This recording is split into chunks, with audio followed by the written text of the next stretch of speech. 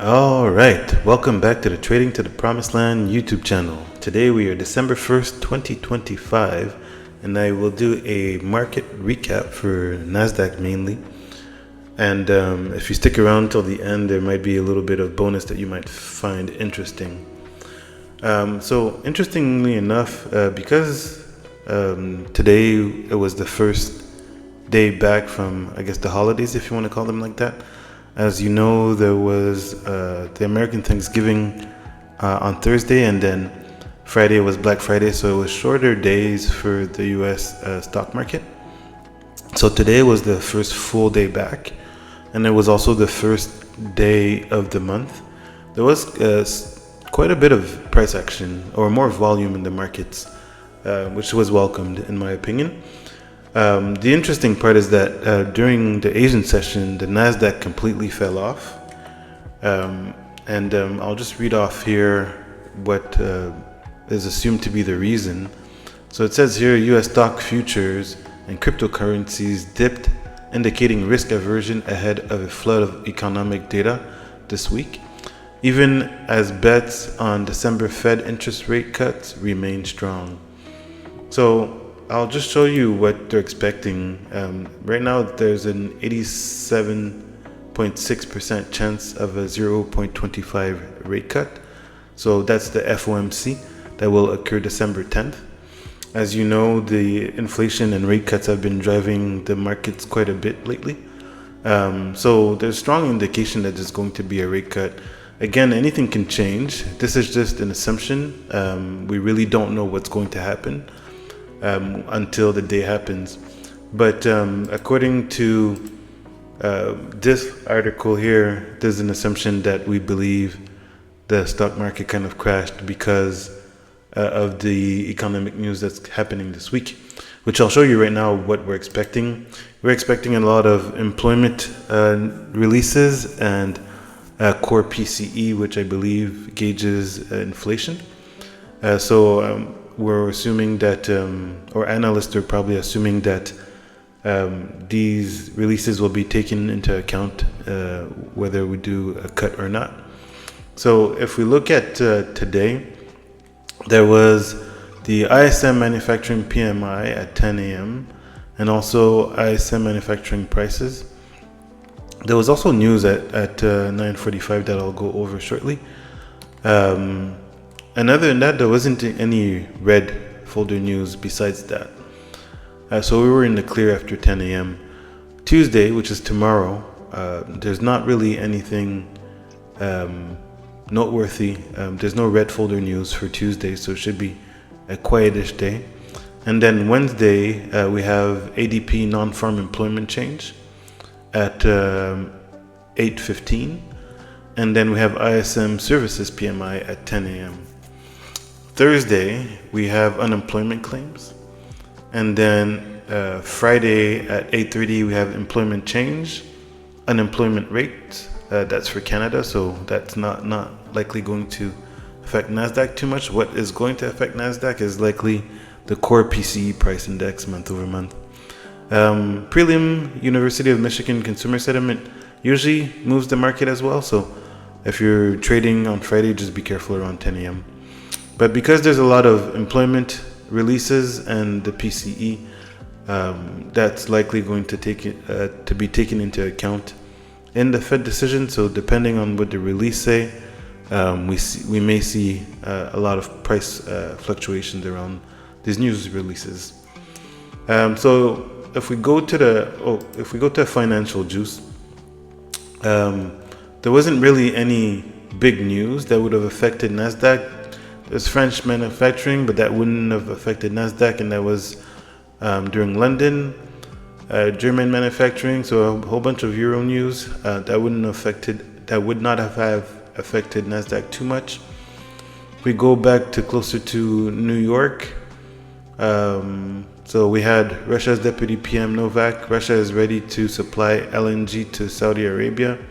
Again, that would have no effect on New York. There's Trump to hold Venezuela Oval Office meeting, which is positive because there's been tension with Venezuela, I believe, recently. So that's good to hear.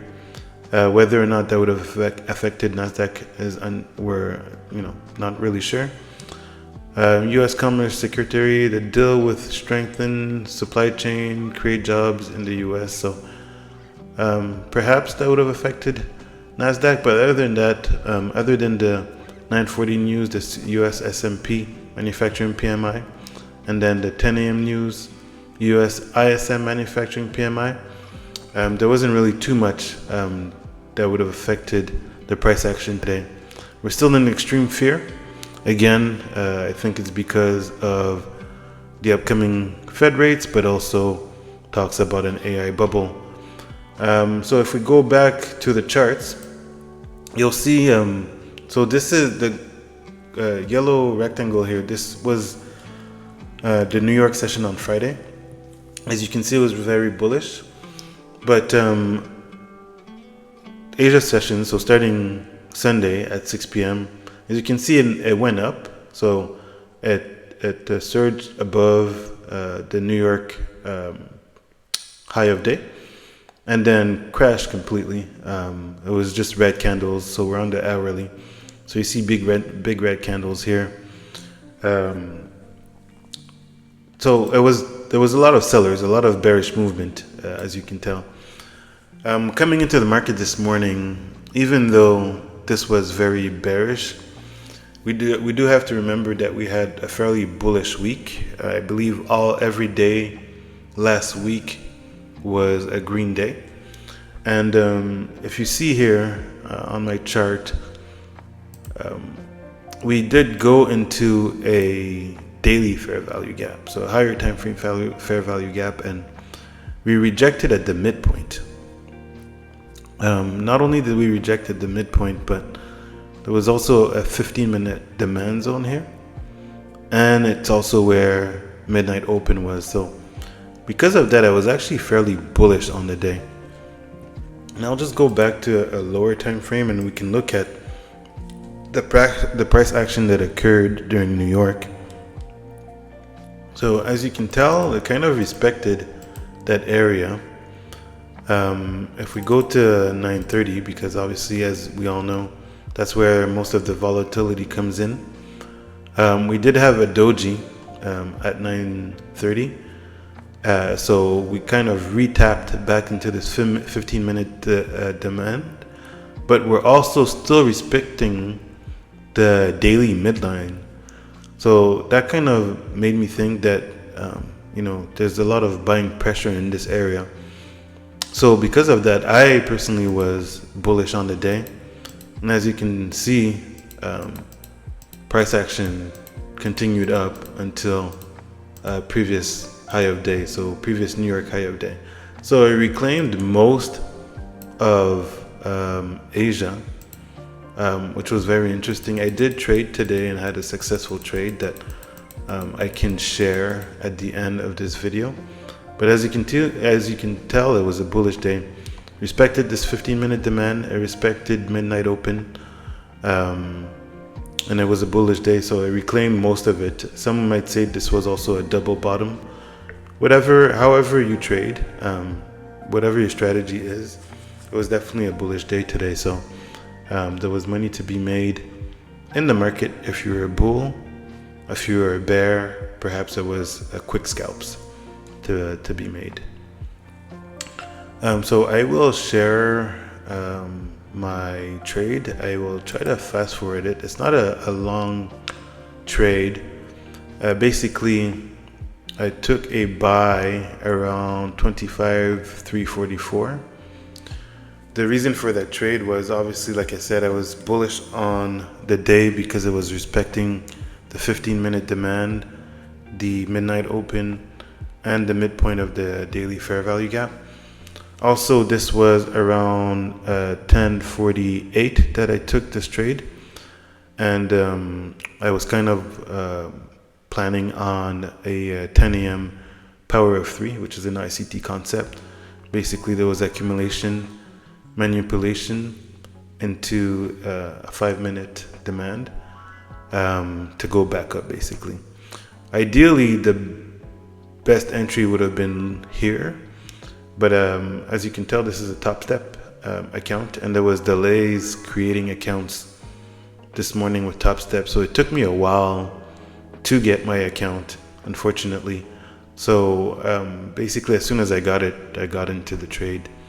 So I'll play the trade for you, and then we'll be able to close the video. So as you can see here, I've entered and I'm placing my stop loss at the bottom of this low here. And we're hoping for more bullish activity to the upside. So ideally, I think on this trade, I was looking for about a 1-to-1, just because we were getting closer to 11. And in my mind, I assumed that at 11, we would see a dip back down. If we're going to be bullish on the day, I would assume that there would be a dip back down to create the 11 a.m. wick. So I kind of wanted to be out of there before that. So I'll let you enjoy this trade. It might be a little bit blurry, but you can still kind of get the gist of it. I don't know if I will continue to share my trades. You guys can give me feedback in the comments if you want. I am working through some trading issues. Sometimes I do overtrade or over leverage. So you can see here that I have one mini. It's a 150K account. Some people may think that it's better to trade with micros, even though it's a 150K account. But I chose to do one mini. I do want to have kind of a prop firm account to share with you guys, as you know, just share my journey. But we'll see when that'll be done. But so far, you can tell that you know, it was a very good entry, bullish activity, not much pullback. We're already at $1,000 here, and it's still pumping. So that's, you know, a pretty good amount within 5 minutes, because that's the 5-minute time frame. I don't do that during my day job, so I was very happy with the current price action that we're seeing. Won't be too much longer now, and the trade will be closed shortly. As you can see, I brought up my stop loss, so it's no longer at that low. It's more at that midpoint, so just under the low of the candle where I entered. Price is still going up, but because we made about $1,000, I decided to bring up my stop loss. Now again, shouldn't really trade based on P&L, but I just didn't want to give back some gains, and now you see that I've moved my stop loss again. Now we're break even, so there's no risk.